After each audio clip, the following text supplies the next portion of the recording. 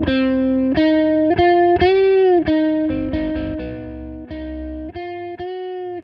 there was a book about the billionaire who thought he'd drive a giant hole through a mountain, you'd read that book. And if there was a book about the billionaire, let's say in this case it was the world's 40th richest man who thought he should have about 14 kids and maybe 28 because there was an impending cultural collapse, you'd read that book. And if there was a book about a guy who did more for the environment and yet is hated more by environmentalists than anyone else, and let's say this guy was the world's 12th richest guy, you'd read that book. Of course, this guy we're talking about is Elon Musk. He is the world's richest man.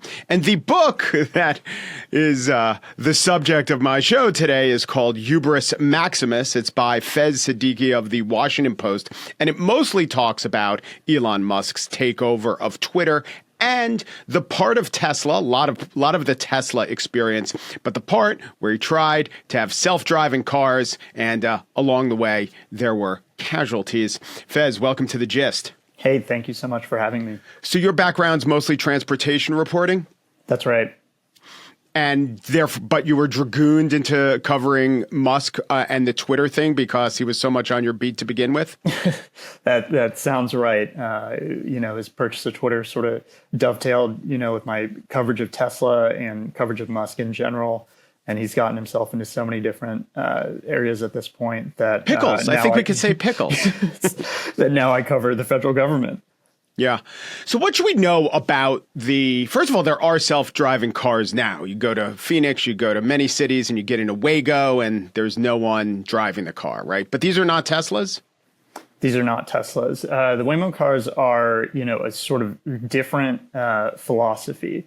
They rely on, I think, as I refer to them in the book, this sort of like rolling lab experiment of technology and hardware that a lot of which Teslas lack.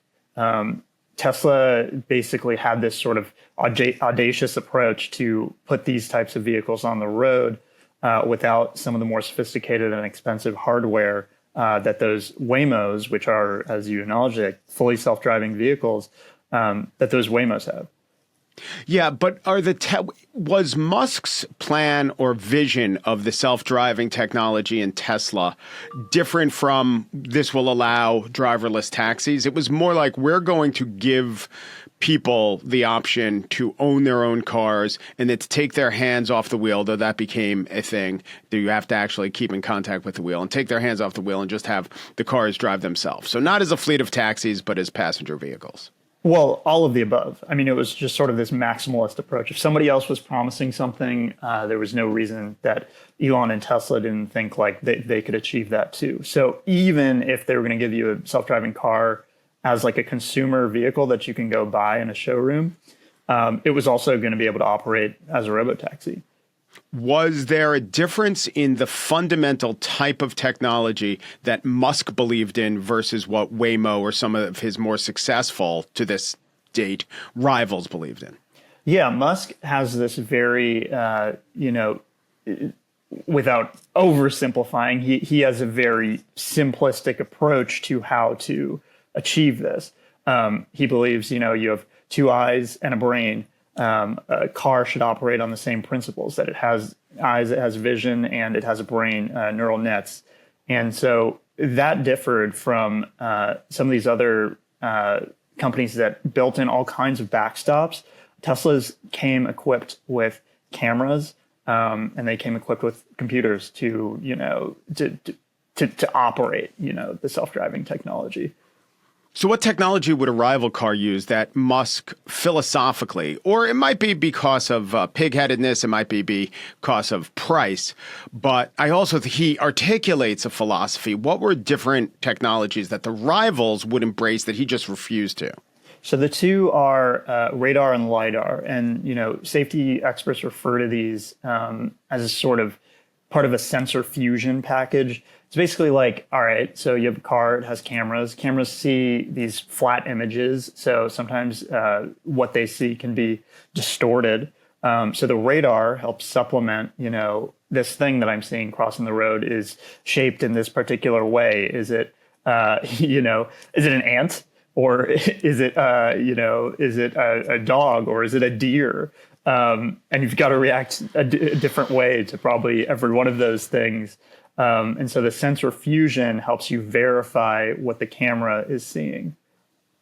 So is it really a philosophical difference, or is it more that, I mean, there are a few possibilities, and you get into all of them in the book, but Musk gets an idea. He doesn't like to deviate from the idea. He doesn't like to be told his idea is wrong. And when other people, and he has competitors, Blue Origin's a competitor of SpaceX, and I guess he supplanted Prius as a electric vehicle, the main electric vehicle.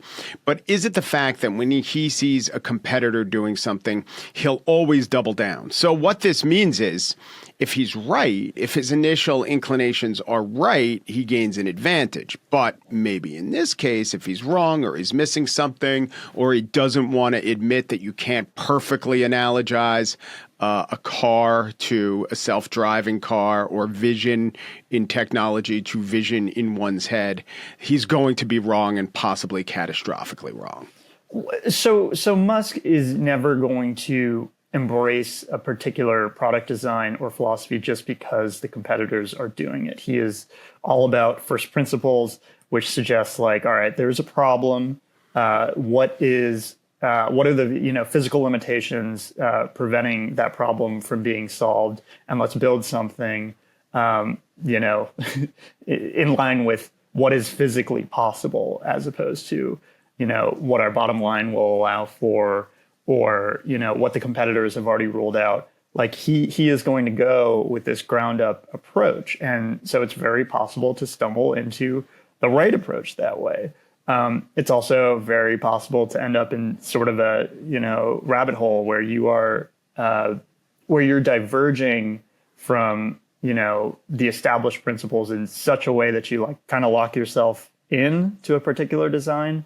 And Musk is not someone who is necessarily willing to acknowledge like maybe we've gone the wrong way here. But that's not to say that they definitively have. It's just to say that like some of the pitfalls that this approach introduced have been demonstrated over the past few years, and not in the same way as like the Waymos of the world have found their self-driving cars acting erratically. Tesla's crashes have been catastrophic. Tesla, you talk and you detail the stories of at least 3 people who were involved in Tesla self-driving crashes, and did they all die? I mean, I want to say at least 3 in the book, stories of just these horrific Tesla crashes where people die in cars in autopilot. And so have his competitors' self-driving cars had any deaths?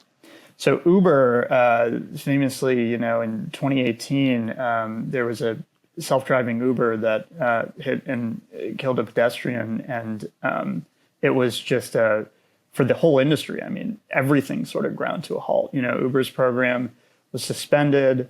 And Uber, we don't even talk about them as a player anymore. I mean, like that program was, destroyed by this.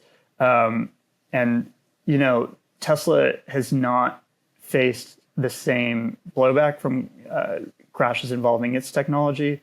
I mean, that's probably partly owed to the fact that these are consumer vehicles that, there's an implicit agreement with people who are driving them that, they're in control at all times.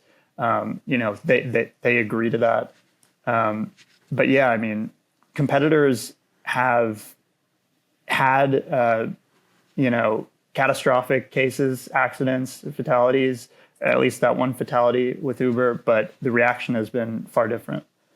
So what Tesla argues, and it's a good argument, though you provide some context, is that we can fixate on a tragic situation, but you have to look at the denominator of how safe are our cars compared to how safe are other cars. And if we've had 3, 4, however many fatalities, how many fatalities would be had for miles driven or cars on the road when human beings are driving? Now, you say that Tesla isn't playing square with the denominator because they kind of conflate city driving and highway driving, and their cars are supposed to be driven on the highway. And then when they crash in the city, they want to say that, oh, we're still safer than non-driving cars. But to what extent is that an okay argument? And right now in 2025, how much more likely is a self-driving Tesla to get in a crash than just a car driven by a human?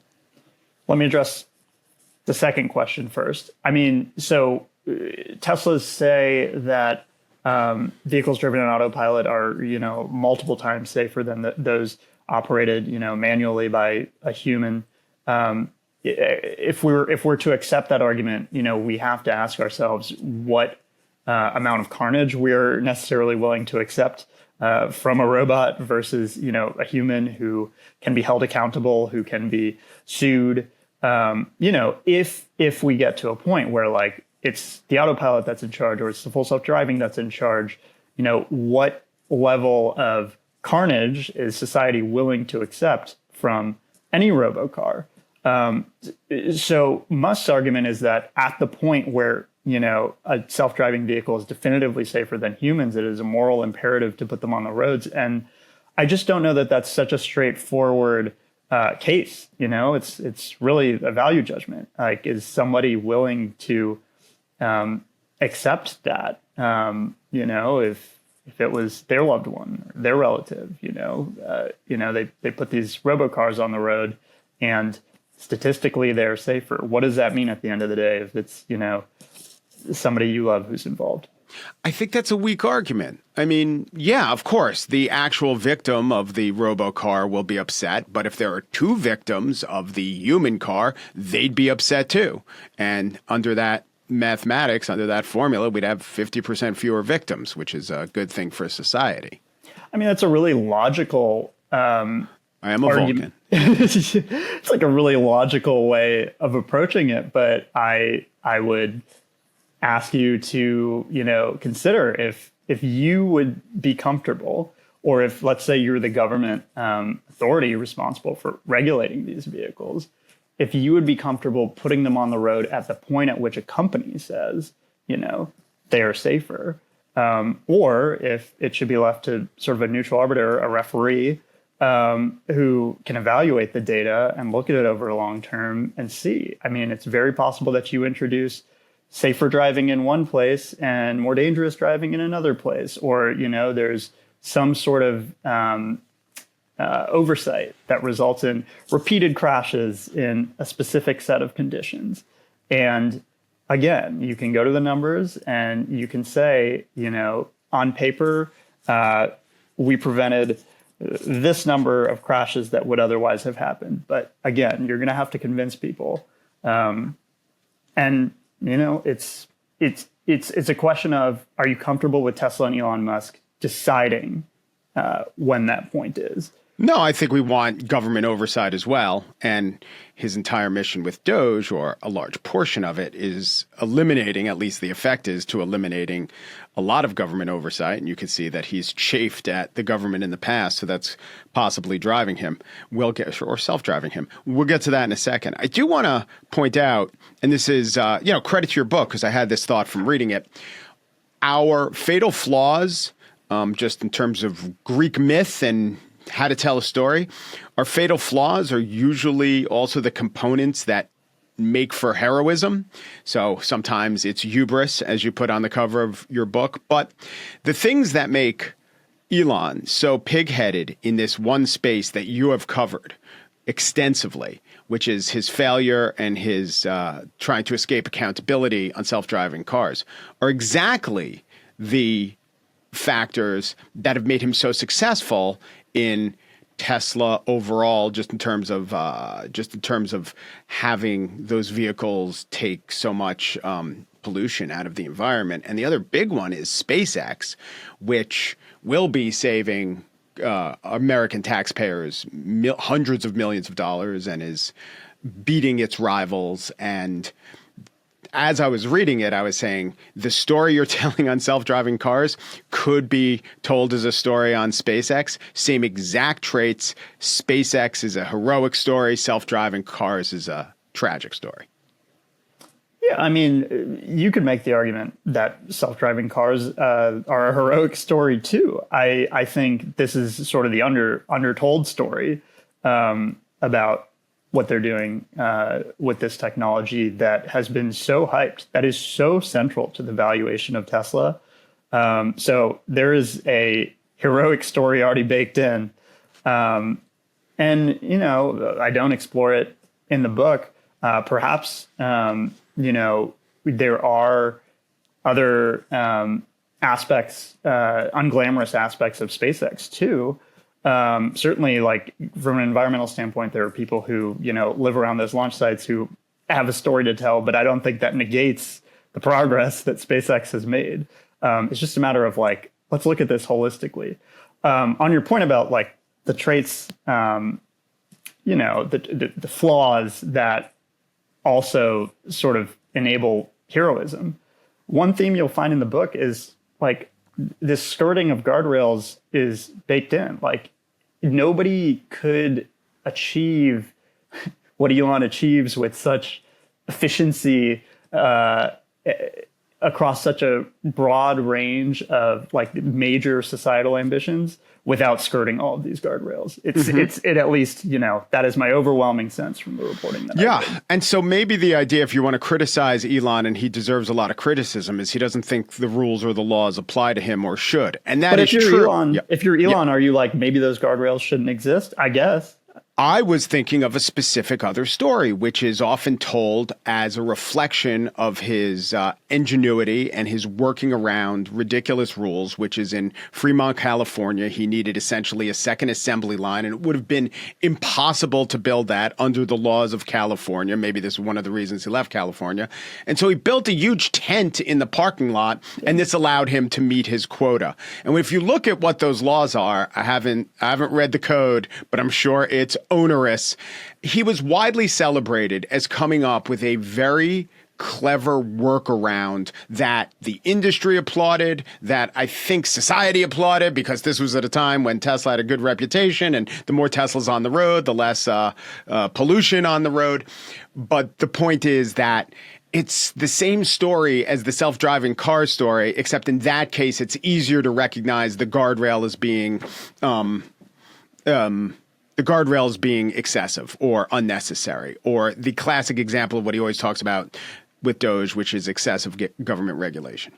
Yeah, you have to accept, if you accept, you know, Elon seeing a roadblock in assembly and, you know, this relatively maybe innocuous thing of like, all right, I'll just put a tent in the parking lot. And, you know, the book talks about, you know, how I believe it was, you know, the president of the company who was instrumental in, you know, overseeing that. But you have to accept that, like, that kind of thing, innocuous in your example, might be applied to technology that is life or death, like self-driving.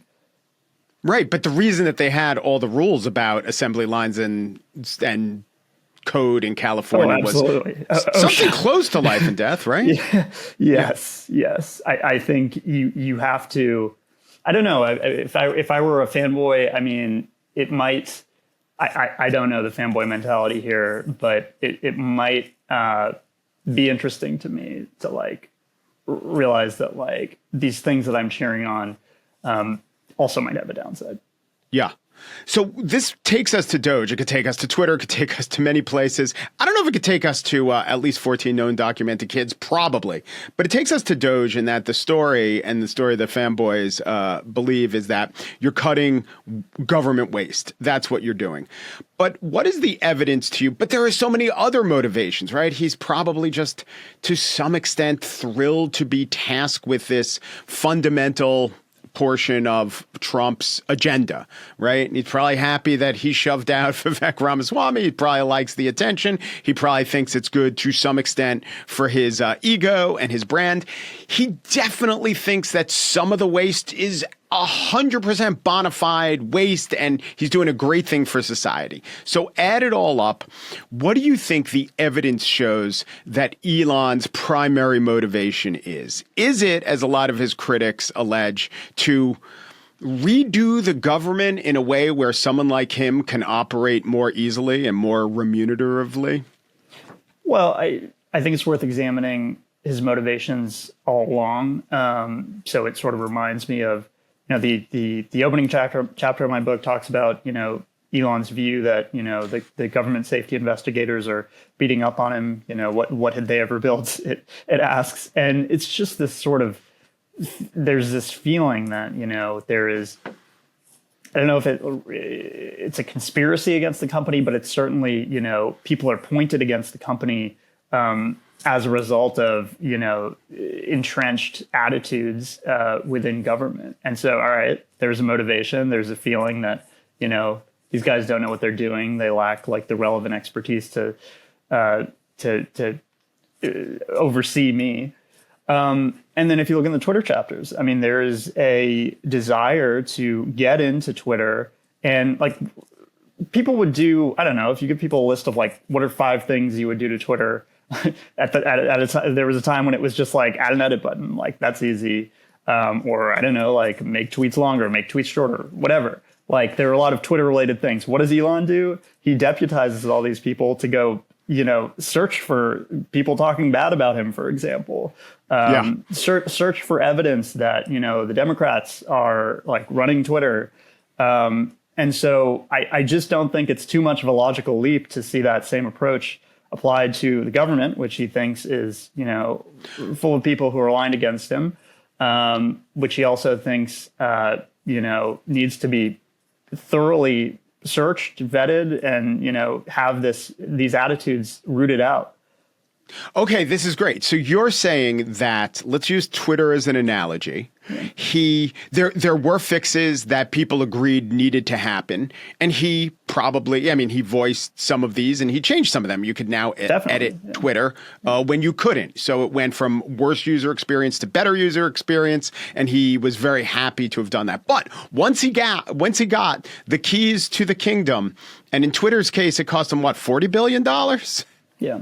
In Trump's case, in the government's case, it was only $200 million donating to Trump. So what a deal. But once he got the keys to the kingdom in Twitter, it wasn't just doing these things that were we all agreed on. It wasn't even doing the edge cases that some people agreed on. You could definitely make a case that there was some amount of oversight that needed to be done in terms of suppressing dissenting speech. Let's just cabin that for a second. He showed that he couldn't help himself. He didn't want to help himself. He said to himself, this is mine. I'm going to use it for personal means. And that's exactly what he's doing with Doge, you're saying. It's not the only thing he's doing, but he's doing that with Doge. I think some of his grievances are probably motivating at least some of the approach to like USAID. I mean, it's just, Elon is openly lighting into this agency, and it's not clear how you can separate his personal opinions on USAID from Doge's ransacking of that agency. Go ahead. Another thing that you write about in your book, and that I read a lot about with the SpaceX example, he was extremely dissatisfied with the cost estimates of a large part of one of his rockets, and he essentially built it himself. And he was right. He saved, $100 million in the reporting I've read. In your book, you talk about when he took over Twitter, and he was very dissatisfied with the cost of the largest data center. Biographer Walter Isaacson detailed the operation in which Twitter managers were asked about moving computer servers to Portland to save the company $100 million a year. He was dissatisfied with the timeline, and he essentially, what did he do? He put them in trucks and achieved those just savings. Hauled it away. Yeah. But here's the thing. He has a documented history of being driven insane by how much things cost. Now, granted, they were for his own company, so therefore it was, in a way, his money that was being spent. But now he's applying that passion, that fervor, on behalf of the government.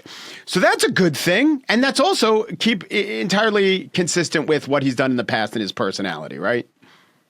Yeah, I mean, but if he's serious about this, which I think even some Doge supporters would acknowledge some disappointment with the approach to cuts. If he's serious about it, he has to do he has to touch these sort of untouchable areas, which are, Social Security, Medicare, Medicaid, defense spending, which for Republicans and Democrats probably has been untouchable.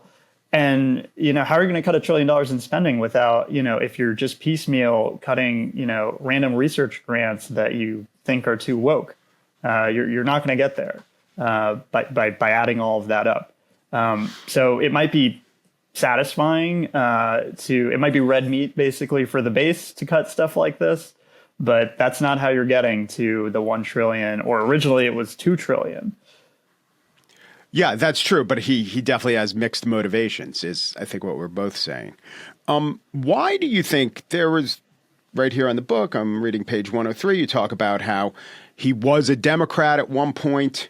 Did he think that hard about it, or was it just what you were? And then he went through his transformation where he talked about the party didn't change, or he didn't change, the party did. But was he as ideologically a Democrat as he is now ideologically aligned with Trump, or was the Democrat part of his life just something he didn't think much about, and now the Trump alignment is? I mean, I think it's fair to say that he was sort of opportunistically a Democrat. And, that's not really a slight. He was an electric car salesman in California who was trying to launch rockets to space. I mean, do these things necessarily align with the Republican agenda of the early to mid, 2000s? In 2010s, I don't think so. And it was, where were the grants coming from? The grants were coming from the Obama administration. And obviously,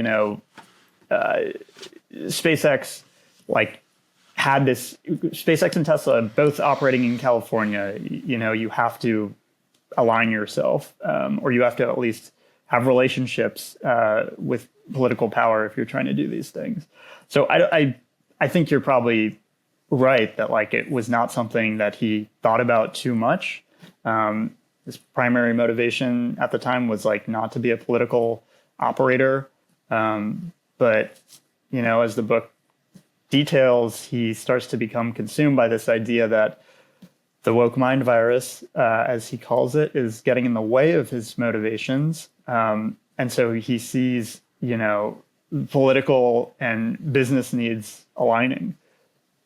Tesla has received a loan from the government, Elon Musk told The Atlantic, because they had. He went on to say if Tesla is to compete effectively against GM, Ford, Chrysler, and others, and those guys are getting massive amounts of money from the government at zero cost of capital, and we don't participate in that game, it makes a very difficult job even harder. So do you view his having benefited from government largesse, or at least government funding, accepted it, taken it, and now being America's primary opponent of government spending, do you view it mostly as an example of hypocrisy, or is it something else? That's a good question. So he has acknowledged, repaying that loan, and Tesla was, on top of that. I don't think anyone would fault an electric vehicle startup for losing money at the tail end of the Great Recession. Or in the throes of the Great Recession. One thing I've learned, and I have a feeling I'm going to be repeating this a lot, as I talk about the book, is that I had a person who was once, very close to Elon tell me that this is not a person who has the capacity or capability to recognize a double standard or to act on, the idea that there's a double standard in play. It's just not something that, crosses his radar. Mm-hmm. So maybe it's hypocritical, but it's also just classic Elon to benefit from the thing that you 10 years later criticize. That's probably the most likely. But there's something else going on, which is that if you play poker and there's a person at your table with a tell and you exploit the tell and you make money. Well, once you take that money and go to your next game, it's not like you want to have a tell. It's not like you want to adapt that. What you saw was a flaw in the system. And having exploited the flaw doesn't mean you necessarily believe you should perpetuate the flaw. So that's the argument, that it's just pernicious. That's one of the, what you said is true. He can't recognize it. Plus, businessmen, capitalists, the world's most successful capitalists in history are going to do what it takes to be rich. And so they'll take the money when the money's there, and they'll not want other people to have the money. Yeah. I mean, another example of this is, the immigration argument. I co-wrote a story in November that talked about how he was working illegally, against the terms of his visa in the late 90s, mid to late 90s. And, this is not something that is particularly convenient to have in your history as you're trying to argue that, these visa violators should be deported. But he does not, he's very risk tolerant, it turns out. He is willing to make that argument at the same time as, he has this stuff in his own history. He is risk tolerant. That's another thing I want to ask you. You've covered the auto industry. So Mary Barra and Jim Farley, CEO of Ford. And these are people who see themselves as, guardians, pillars of the community and members of the establishment. But the company, Henry Ford, didn't see himself like that. And he was a disruptor. Do you think that in the auto industry or other industries that a willingness to break the rules, an eagerness to break the rules, maybe even an inability to follow the rules is a necessary part of true innovation? There's probably, I'm not an auto industry historian, but I'm an enthusiast, and I read enough to know that, like, finding loopholes, I watch Formula One, finding loopholes is the game, and so I don't know if it's, I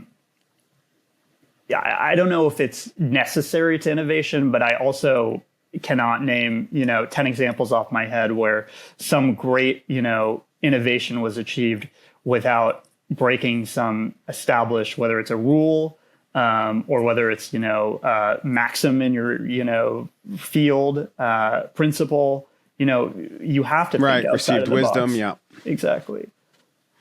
Interesting. I think there was one more thing I wanted to. Oh yeah. Do you have any intuition on the reporting that he's not long for his temporary assignment? So let's get back to rules. I think his term as a special government employee would be up at the end of May. It's 130 days, 130 working days, I believe. But like Elon's saying they're working 120 hours a week. So I don't think he's really taking time off. So that would be the end of May. It also seems like a convenient out. Tesla earnings are coming up. Deliveries were down. The company is under all kinds of pressure. There is, if Tesla is, I always say, sort of like the economic engine of Elon's empire. It's like, if part of that crumbles, like he's in trouble, back to the Twitter deal. Yeah. It's like he's not a very liquid, financier. And so, for him to risk Tesla is probably a bit too much, although he has said that, like, the future of humanity is more important. If America falls, like, nothing matters. That's what he says when people ask him about, focusing on his businesses. But yes, it feels like a convenient out that, the end of May is the end of that term as a special government employee. So no special insight beyond, like, it makes sense to me. And I do want to go back. I remember that will be our place to end when we cut this, but I do want to go back and ask this. Do you think his persona, his by now outrageous persona, wasn't as extreme as it is now, but do you think it once served him, or is it more the case that it didn't hurt him as much when he was actually producing innovations that the world had never seen?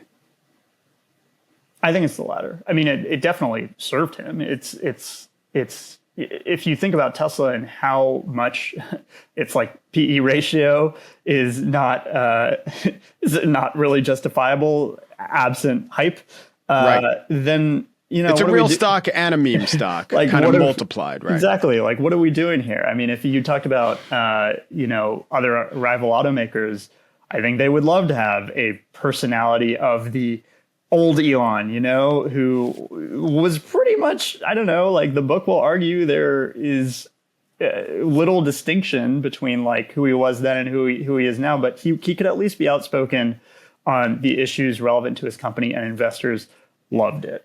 But is it hurting him now? Yes. Again, you have to take it all.